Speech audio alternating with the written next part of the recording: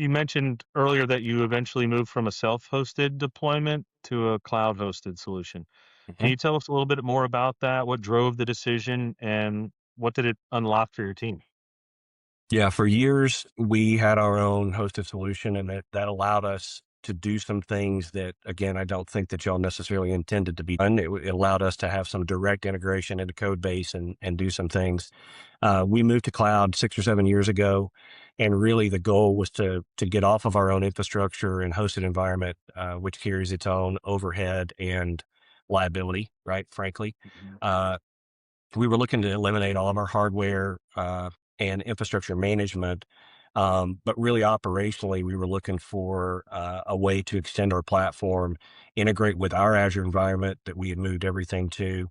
We wanted to simplify architecture. We wanted to really take uptime and maintenance off of our team and let them focus on different outcomes. Um, it also gave us a better way to manage version controlling across document templates and to access, you know, new automation capabilities that we had not built into our on-prem that you all had built into the cloud solution, and had thought long and hard about how to do that. So it really was a simple decision for us to move that, because all the liability moved off of our team, and all the process improvements and automations became available to us that we didn't have before.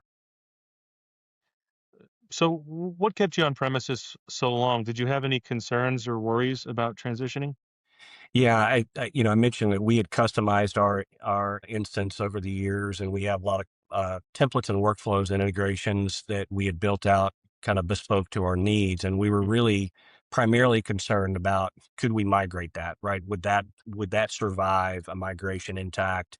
And so we were anxious about that. And the reality of the move was that transition ended up being pretty seamless, right? So um, everything that we had built kind of carried forward, and but immediately we found the benefit of that hosting environment because we weren't worried about server bandwidths and scalability on that side of the fence.